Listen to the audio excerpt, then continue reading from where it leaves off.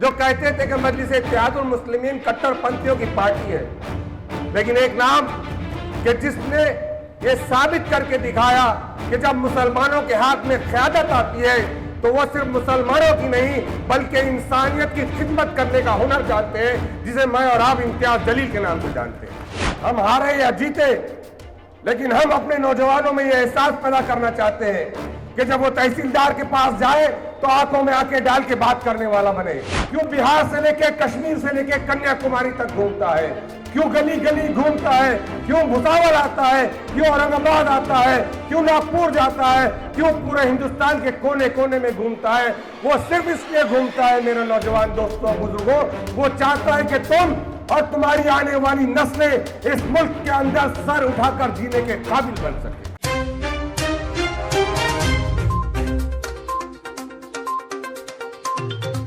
अस्सलाम वालेकुम रहमतुल्लाहि बरकातहू।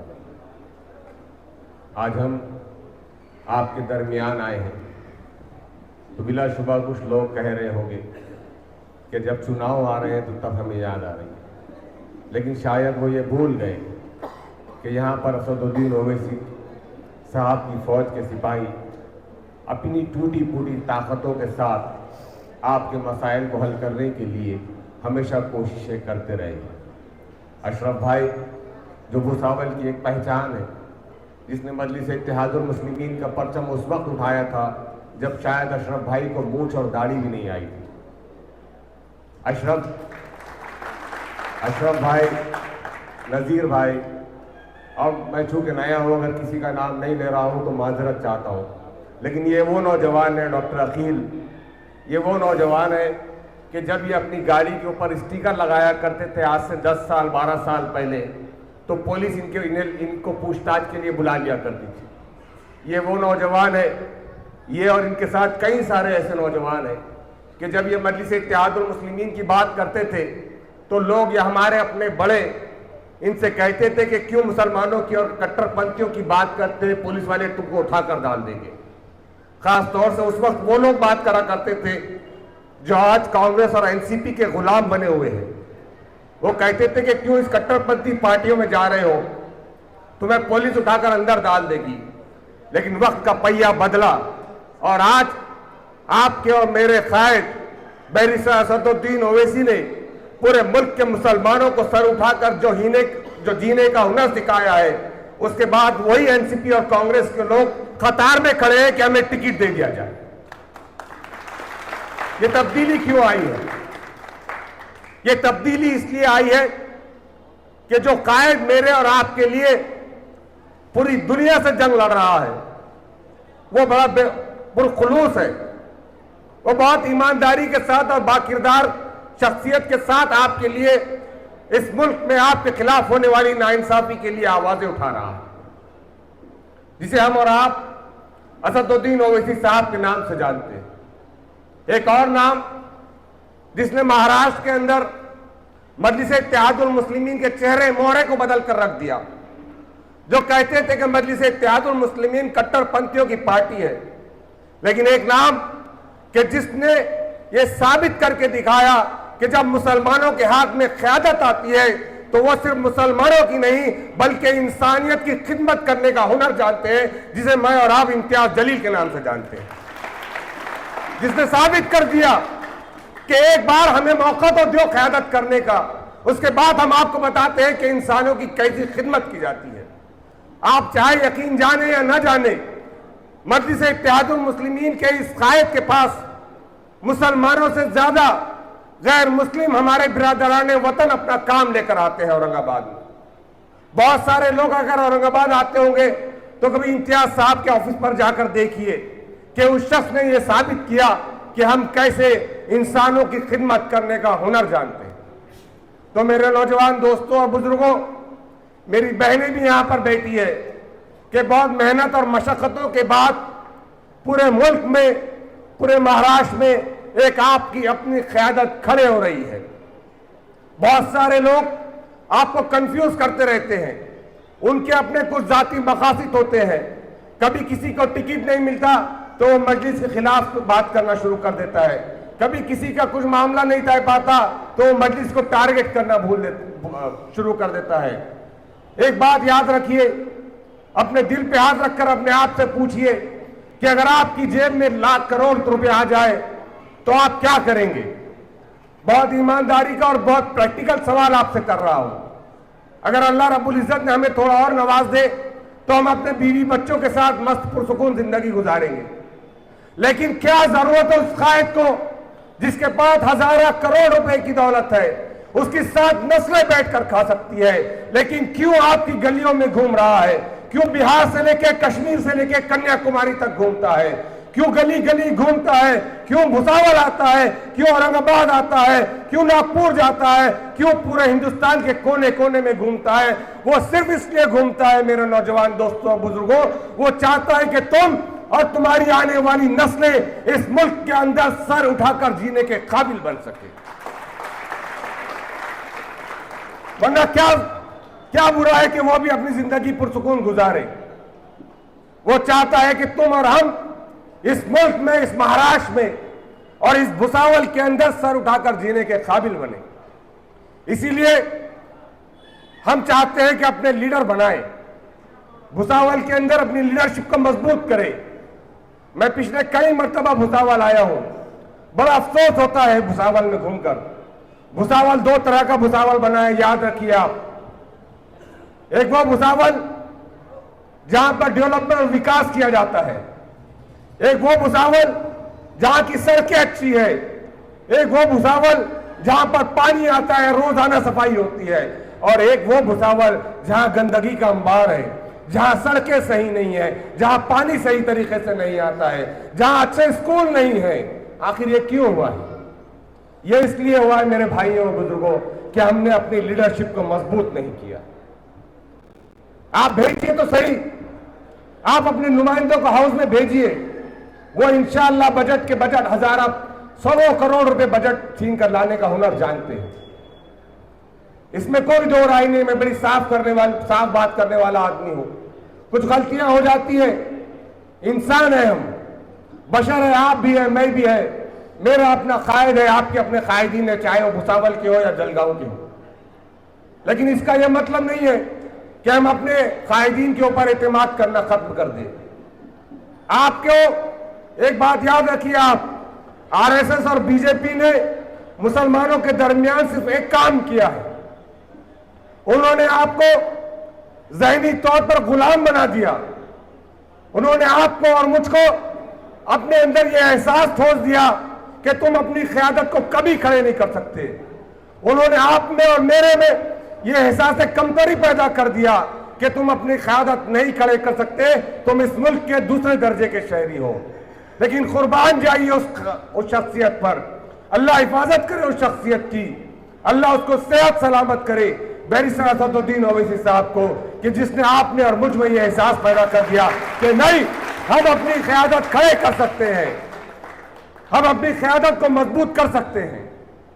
हम आने वाले दिनों के अंदर इंशाअल्लाह महाराष्ट्र भुसावल के अंदर और पूरे जलगांव के अंदर पूरे जोर और शोर के साथ चुनाव लड़ेंगे और हर सतह का चुनाव लड़ेंगे इंशाअल्लाह। उसके पीछे मकसद क्या है? उसके पीछे मकसद यह है कि आपकी अपनी सफों के दरमियान से नेता पैदा हो, आपकी अपनी सफों के दरमियान से लीडर पैदा हो। हम हारे या जीते, लेकिन हम अपने नौजवानों में यह एहसास पैदा करना चाहते हैं कि जब वो तहसीलदार के पास जाए तो आंखों में आंखें डाल के बात करने वाला बने, जब वो कलेक्टर के पास जाए तो कलेक्टर से बात करने वाला बने। आज बताइए, मजलिस इत्तेहादुल मुस्लिमीन नहीं होती तो कौन है? चंद एक मुट्ठीभर लोग थे, 2, 4, 5 कांग्रेस और एनसीपी के, जो आपकी नुमाइंदगी बज़ाहिर भी नहीं करते थे और बंद कमरे में अपने आकाओं के पैर पड़ा करते थे। हम चाहते हैं कि आपके दरमियान ऐसे नेता पैदा किए जाए जो कलेक्टर हो या कमिश्नर हो, उनकी आंखों में आंखें डाल के बात करने वाला बने। और एक बात याद रखिए कि बहुत सारे लोग गैर जरूरी तौर पर जज्बाती होने की कोशिश करते हैं। जज्बाती मत होइए, अपने कायदीन से कुछ सीखिए, इम्तियाज साहब से कुछ सीखिए, असद साहब से कुछ सीखिए, हमारे समीर साजिद साहब ये खुद जो है तो जिस तरीके से मेहनत कर रहे हैं सब्र के साथ, उनसे कुछ सीखिए। अभी यहाँ पर पद वाटप होने वाला है, कुछ लोगों शायद नाराज हो गए। जो लोग नाराज हो गए वो इस बात की फिक्र ना करें कि उन्हें पद मिला या नहीं मिला। मैं आपसे वादा करता हूं ऑब्जर्वर की हैसियत से इंशाअल्लाह कि आप अपने अपनी कॉन्स्टिट्यूंसी के अंदर चुनाव के रिजल्ट दीजिए, आपको हम इंशाअल्लाह बहुत जल्द और अच्छे से अच्छी पोस्ट देंगे। जिन लोगों को पद नहीं मिल रहे हैं उनके सामने एक बेहतरीन मिसाल समीर साजिद साहब की शक्ल में बैठी है। आपको मालूम है 8 सालों तक मुसलसल काम करने के बाद, 8 सालों तक पार्टी के लिए भागने के बावजूद मजलिस इत्तेहादुल मुस्लिमीन ने आपको एमएलए का कैंडिडेट नहीं दिया। लेकिन इसका मतलब नहीं है कि मजलिस समीर साहब ने मजलिस को छोड़ दिया। पूरी आबोताब के साथ, पूरी ताकत के साथ और ज्यादा ताकत के साथ आप आवाम की खिदमत में और मजलिस की खिदमत में काम करते रहे। तो पोस्ट, पद, पदाधिकारी, ये सब पद आते और जाते रहेंगे। अगर जमात को मजबूत करना चाहते हो तो सबसे पहले जमात की इज्जत करना सीखो। जमात की इज्जत चौराहों पर डिस्कस मत किया करो। जमात की इज्जत को अपने खानदान की इज्जत समझो। जमात के आपसी झगड़ों को बंद कमरे में बैठ के बात किया करो। जमात के आपसी आपकी इख्तिलाफ राय है, आप किसी बात पे इख्तिलाफ नहीं, आपको इख्तिलाफ है तो आप बंद कमरे में बैठ के हमारे जो आसिफ साहब है, अशरफ साहब है और जो जिम्मेदार है उनके साथ बैठ के बात करो। इसलिए कि जमात आपको अपने अंदर एक खानदान का एहसास देती है। इसीलिए हमारे आपसी मसाइल घर में बैठ के हल होना चाहिए। हम कोशिश करेंगे इंशाअल्लाह कि बहुत जल्द आपको एक और खुशखबरी दे दूं कि इंशाअल्लाह इसी महीने के आखिर तक आपके अपने शहर के अंदर शेर महाराष्ट्र इम्तियाज जलील साहब तशरीफ लाएंगे इंशाअल्लाह। मैं ये चाहता हूं कि उनके आने से पहले पहले हम संगठन को मजबूत करें, हम जमात को मजबूत करें। आसिफ साहब ये आपकी जिम्मेदारी है, अशरफ साहब आपकी जिम्मेदारी है। अगर एक ही ताल्लुक़ में कुछ लोगों के आपस में कोई रस्साकशी है तो किसी को कुछ और पोस्ट दीजिए, किसी को और कुछ पोस्ट दीजिए। एक और बात यहाँ पर मैं आप लोगों को बता दूं, चूंकि इनमें से ज्यादातर लोग जमात से डायरेक्ट ताल्लुक रखते हैं, कि हम जैसे अभी पाटिल साहब आए तो ठीक है, पाटिल साहब तो माशाल्लाह अदर कास्ट के, तो हमने बहुत वेलकम किया, उनका इस्तेमाल किया। लेकिन कुछ नए लोग आते हैं, अल्लाह ताला किसी को हिदायत दे देता है, एनसीपी और कांग्रेस की गुलामी करते करते थक जाते हैं, बोलते नहीं यहाँ कुछ नहीं मिला है, कुछ मिलेगा और कुछ इज्जत मिलेंगी तो हमारे अपनी जमात में मिलेंगी, और मिलती है अल्हम्दुलिल्लाह। वो इज्जत मिलना, ये जो आप लोग सामने बैठे हैं, ये उसका नतीजा है कि आप सुन रहे हैं। ये इज्जतें किसी और जमात में नहीं मिलती। इतने लोग जमा करने के लिए लाखों रुपए खर्च करना पड़ता है, लेकिन तेरा मेरा रिश्ता क्या, ला इलाहा इल्लल्लाह, इस रिश्ते ने मुझे और आपको जोड़ के रखा है। तो जो नए लोग आते हैं, पार्टी में आते हैं, आपकी जिम्मेदारी है कि आप उन्हें वेलकम करें, उन्हें इज्जत दें। इसलिए कि जमात मेरी और आपकी जागीर नहीं है। शहर अध्यक्ष पद मेरा और आपका कोई इसार पौती या रजिस्ट्री किया हुआ पद नहीं है। आज मैं शहर अध्यक्ष हूं, कल कोई और रहेगा। आज कोई जिला अध्यक्ष है, कल कोई और रहेगा। जमात ऐसे से ही आगे बढ़ेगी, इतनी बात याद रख लीजिए आप। और नए लोगों को आपकी जिम्मेदारी है कि आप जमात के अंदर शामिल करें, उनको इज्जत दें। और जो लोग भुसावल के अंदर थोड़े से वोटों से हार गए थे, अशरफ भाई भी हार गए थे, इनके अलावा जो लोग हारे थे, और अल्लाह ना करे हम आने वाले दिनों के अंदर चुनाव जीतने के बाद कुछ कैंडिडेट अगर हार जाते हैं, और कुछ जीत भी जाएंगे इंशाअल्लाह, जो जीतेंगे, मेरी उनको एक बात की नसीहत है कि सबसे ज्यादा आप और सबसे पहले आप किसी के घरों पे जाएंगे तो उनके घरों पे जाएंगे जिन्होंने आपका विरोध किया था। उन इलाकों के काम करेंगे जिन्होंने आपको वोट नहीं दिया था। इसलिए कि हम बताएं कि जमात कभी भी आपसी रंजिश, आपसी गुस्से को खातिर में नहीं लाती। जमात के नजदीक आप लोगों का काम करना है, आपके इलाके के मसाइल को हल करना है। जिन लोगों को यहां पर जिम्मेदारी दी जा रही है, ये उनकी जिम्मेदारी बनती है अब कि ये लेटर लेकर, ये पद लेकर वो घर में ना बैठे, वो कोशिश करे कि लोगों के दरमियान जाए, नगर पालिका के सिस्टम को समझे। मेरा और आपका कायद असदुद्दीन ओवैसी ऐसे ही नहीं फिर रहा है मेरे भाइयों।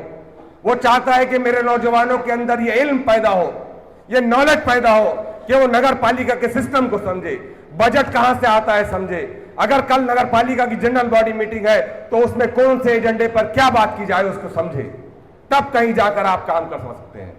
आपको मालूम है औरंगाबाद में कई 100 करोड़ के काम आपके हमारे इलाकों में हुए।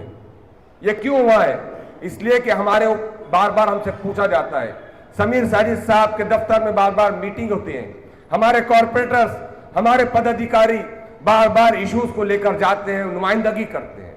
आप जाइए, आप नुमाइंदगी कीजिए, आपको एक बार नाराजगी होगी, आपको 2 बार नाराजगी होगी, कभी अधिकारी आपको रिस्पॉन्ड नहीं करेगा, कभी आपको जलील करेगा, हो सकता है कि जलील करे।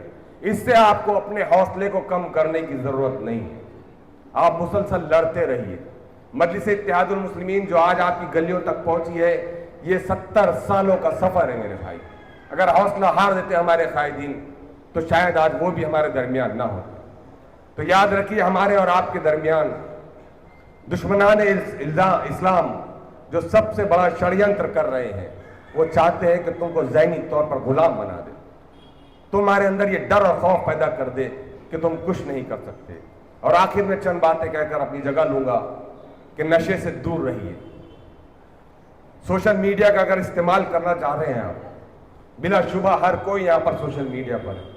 जरा पूछिए अपने आप से कि इस सोशल मीडिया के ऊपर आपने कितने ऐसी पोस्ट है कि जो इस्लाम की तरक्की, जो इस्लाम की बुलंदी और उरूज को दर्शाती है। आपने ऐसी कितनी पोस्ट वायरल की है। आप कोशिश कीजिए कि अपना कम से कम वक्त सोशल मीडिया पर लगाए, ज्यादा से ज्यादा वक्त अपने काम धंधों के ऊपर दीजिए। और जो लोग यहाँ पर काम धंधा करते हैं, बराए मेहरबानी काम धंधे करते रहिए।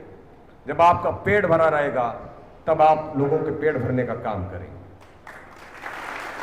चाहे आप गाड़ी लगाते हैं, चाहे आप किसी होटल में काम करते हो, कोई शर्माना नहीं है। अल्हम्दुलिल्लाह हक हलाल की कमाई कमा रहे हैं, इससे बढ़कर और कोई अल्लाह की वो नहीं है, आपके ऊपर करम नहीं है।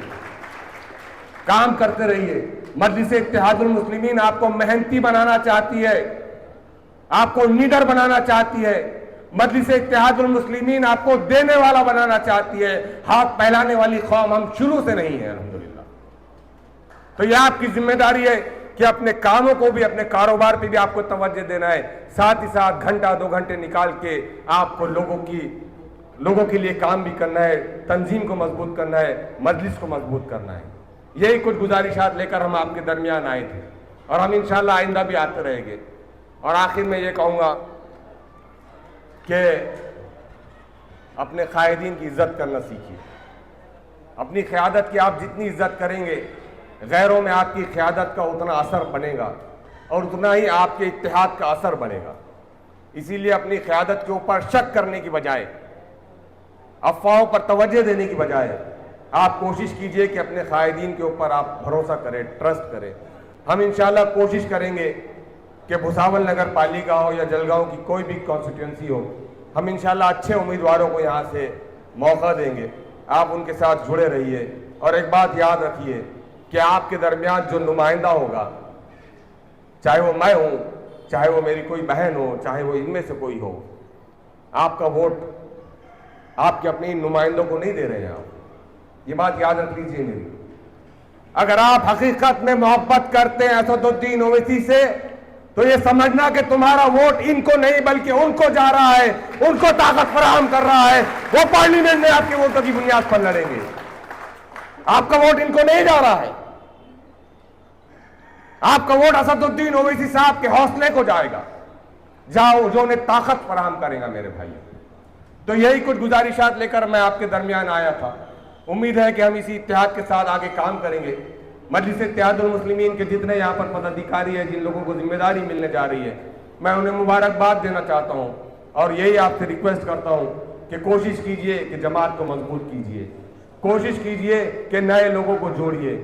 सिर्फ ये ना समझिए कि हम हैं तो जमात है, नहीं, जमात है तो आप है, ये बात याद रखिए। वरना औरंगाबाद के एक कैंडिडेट का हशर सुन लीजिए कि जिसने जमात के टिकट पर इलेक्शन लड़ा था तो उसे 90,000 वोट मिले थे। जब जमात से हट के वोट इलेक्शन लड़ा तो सिर्फ 5,000 वोटों पर रह गया। तो कौन बड़ी है? जमात। असदुद्दीन ओवैसी बड़े हैं, जमात बड़ी है, जमात से बढ़कर कोई नहीं है।